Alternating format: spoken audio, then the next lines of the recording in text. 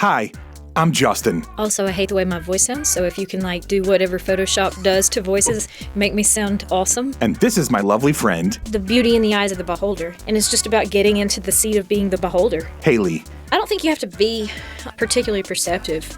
I just think you have to look up. This podcast is mostly just her telling me stories. If you expose yourself to the possibility that this might be really awkward, there can be something just really cool on the other side of it. She thinks that her life and way of looking at things are Oh, I was kind of waiting on you. I thought you were getting your stuff ready. You're waiting on me? pretty normal. You got to edit out all the misinformation about the Amish. Maybe you can relate. I would like a chance to re-sing the Amish Paradise. If you want lighthearted stories All right, you want to talk about goats? and stream of consciousness, I just woke up and needed some friends, and so I bought them. then you're gonna like the Sunny Side Up podcast. Sunny side up, sunny side up, sunny side up, sunny side up. So, if you're at all like me, you may feel that you're living in a world that can be a bit overwhelming and confusing at times. I'm also a huge fan of podcasts, documentaries, docudramas, stories, and of just information in general. Between all of that and the social media and news, sometimes our brains can feel like they're on overload. Hayley and I hope that this podcast can be something of an antidote to all of that. Like little jello shots of joy and distraction. None of it is too serious or really too informative.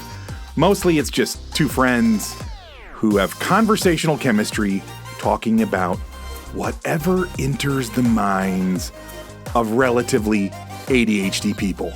We hope you enjoy.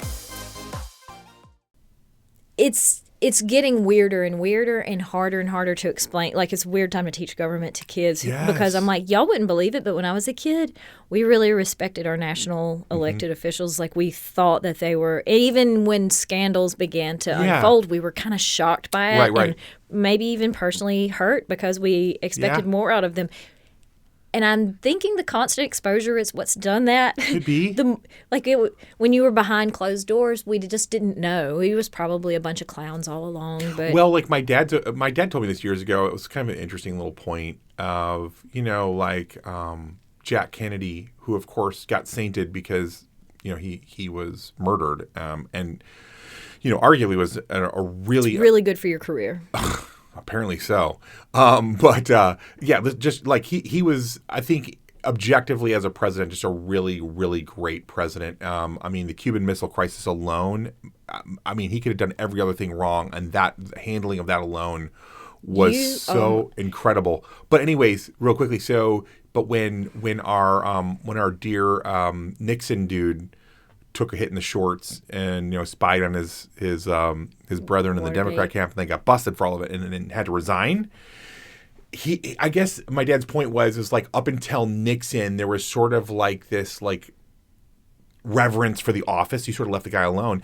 And when you really look back at Jack on a personal level, hundreds of women that were his mistresses and concubines, the cocktail of drugs he had to take every day just to keep himself erect and going. Call it this is what he had to do. He had an adrenal dysfunction. Did you know that? Did you know that? I've heard that before.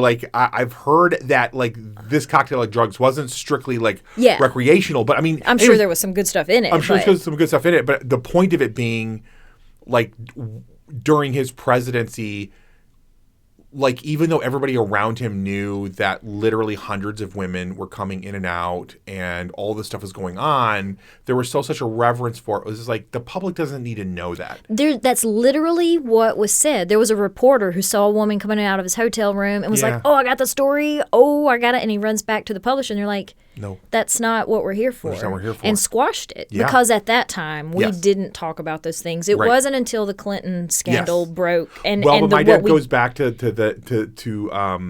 Nixon as the breaking point of but was the unmasking of, this dude at the top of the pyramid, he's not a saint. Right. No, we were mesmerized by that. It was the Clinton scandal when the TV ratings skyrocketed and nobody could turn it off, that the media was like, oh, this is what they're interested in. Fair. The media wasn't, the media didn't capitalize on Nixon the way it did with Clinton, and that's why now we focus so much more on the salacious than we do on the actual news. That one of the best things a politician can do is commit a small scandal to try, for a lot of people, the worst thing that they can say about Joe Biden is that he's kind of boring because he doesn't bring... Or his brain doesn't work. I don't know. There's a whole bunch of different things that I could probably say to him, but I'm not going to say it because I met him. Oh, did you? Oh, did you meet Biden? Yeah, he came to my softball game. And I don't want to tell the rest of the story. Let's just leave it there. No, he just came to my softball game. No, come on. See it. How did you meet Biden at your... That's amazing. Well, I mean, your brother met a president, and that was actually... My brother's... I'll tell that story. That's pretty funny. I thought you did tell the story. Did I? And it may have been on an unreleased episode, so no, it's probably in there somewhere. Yeah, my brother. That goes under the art of looking confident, wearing a suit, and walking into a room. Yeah, that's so powerful. I'd have to ask Zach. I don't want to exaggerate, but there was at least one president, if not two. I think both Bushes were in a small tent with Secret Service and people. And I remember the tent was not big. Like, this was a... Whatever you do it with conviction. 40 by 80 tent or something. And he just breezed by all of the security and everything because he was like, I'm going in that tent. And I was like, you'll never make it. And I watched his happy ass walk right into that tent. And it took 10 minutes for them to figure out he was not supposed to be in there. And then probably just politely excused him. Didn't throw him on the ground and handcuff him. No. It was just like, hey... We don't know, like, where's whatever. I'd have to ask him. Where's your press badge or something? Yep, just chin up, walking confidently. Anyways, all right, how did you meet Joe Biden? Oh, it was not nearly that interesting. He was campaigning, this would have been 2005-ish or 6-ish, whenever he was trying to get the presidential bid, which Obama ended up getting that presidential bid. But early on in his campaign trail, pulls up in a bus to our law school softball tournament / crawfish boil. So when he steps off the bus, and it had stormed so badly the night before that you couldn't even hardly play softball. It was so muddy. So I'm covered in red dirt head to toe, smelling like crawfish, which I don't even eat because I don't like things that still look like they're in their bodies. But I'll eat crawfish tails. Absolutely, all day after long. They've been removed. That's sure. But yeah, he was just really nice, and he stopped off and did that politician thing, shook hands, and he was like, "It's nice to meet you, Hayley Patterson. You have really beautiful eyes, and not in a skeezy way, right, but in a way that Did he sniff your hair? Sadly, no. Dang but he it. was just trying to What's say a nice thing about a person. Yeah, no, I get it. And I think being eyes. Covered in red mud, smelling like crawfish, the rest eyeballs were probably the only thing he grasped. Because I have really average eyeballs at best, hooded eyelids and everything else, not exceptional. But he found something that he could. I like it. And I was like, oh, that's nice. nice. But you have very kind eyes too. You think so? I do. Yeah, I think you have very kind. Is it because they're hooded? But I did not get creeper vibe. I thought he did a decent job.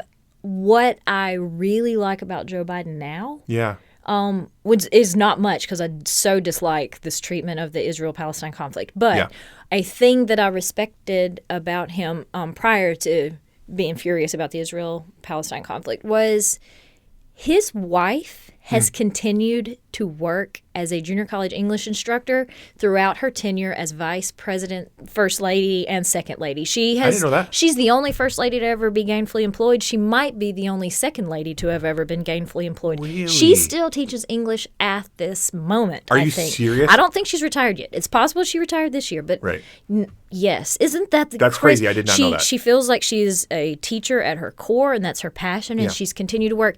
They'll send Secret Service to the community college, and they are disguised as like community college students wearing backpacks and stuff. She said she'll go entire semesters and her students not know who she is. She'll write Jill Biden, Dr. Jill Biden on the board maybe the first day of class, but after that she goes by Dr. B. And a lot of students never question it. I love that. She said that at some point she had a student that came and was like, I know who you are. You know, that's amazing. Figured it out, and she was like, cool, don't tell anybody else. Well, and I'm like, with Joe. I hope I didn't just expose her to some risk by announcing to our huge listening audience. There's at least 12 people that listen. The tens of our Ooh, nice. We get the little, I didn't realize we hadn't turned off the alarm bell. But I guess it's probably that's alarming. The NSA is listening and saying you shouldn't have just you exposed. shouldn't have done that. Yeah. I didn't say which community college. No, you didn't. The black helicopter can now fend off. But oh snap! Oh yeah, I was thinking about Joe. Like, okay, so I've definitely bought in. Like, I mean, the clips of him like losing his mind or shaking hands with somebody that's in there. I mean, those are epic. I mean, what are you going to do? They're. It's a lot. I don't know, but I will say this. Me and you have talked, I think, on this very podcast about like one of my all-time favorite podcasts as an absolute podcast addict. I listen to everything. Is Smartless, right? I know where you're going. Yes. This is such a good interview. It was such a good. Smartless guys interviewed Biden, and again, in that now maybe he had like a total breakdown in the middle of there and like gurgled his pudding and talked to. But if they, and maybe they did, I don't know, but.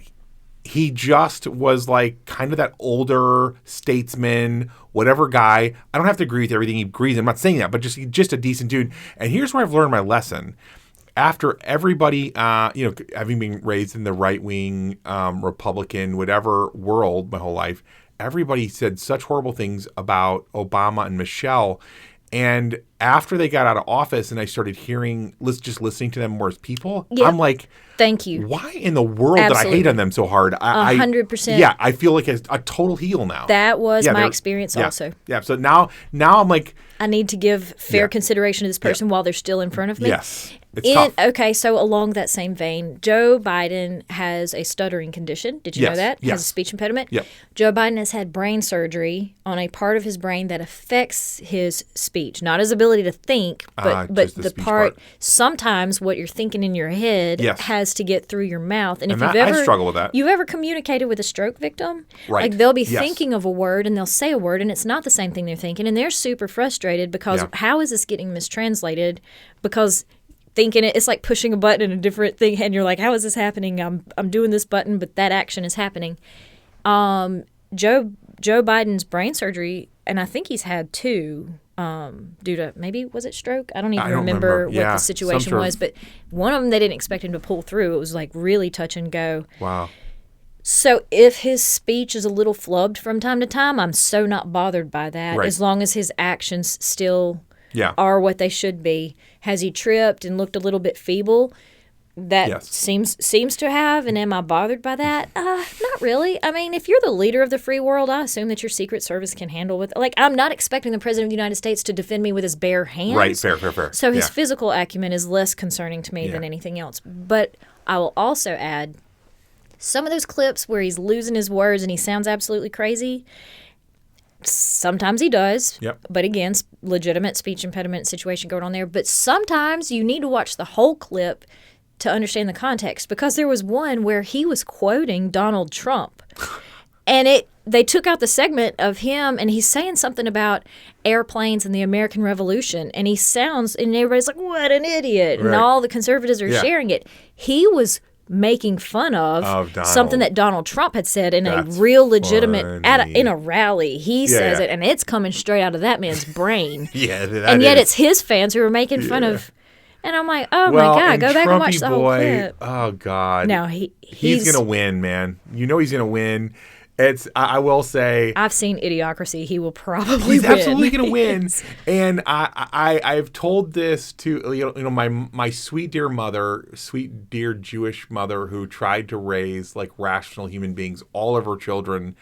I'm the closest to moderate, and I'm probably like moderate right. The rest of my family, brothers and sisters, our little homeschooled asses, they're all just as conservative as can be. Love Trump. Trump is great, right? So any multi-level marketing folks in that bunch? Because they're sometimes all, thankfully, those go together. They're not. They don't deal with that nonsense. They're mostly entrepreneurs and stuff. Hello, lovely friends. Thank you so much for hanging out with us. And it would mean the world if you would tell other people about this podcast and maybe even spam your social media accounts with just how much you're enjoying it. If you are, of course. Also, commenting and rating us on whatever platform you're downloading or streaming from is incredibly helpful to a little startup podcast like this one. On the other hand, if you are dissatisfied with your listening experience, please leave all of that hate on someone else's podcast. Just maybe to confuse them a little bit, right? But most of all, we hope you keep looking up and looking for the sunny side of life.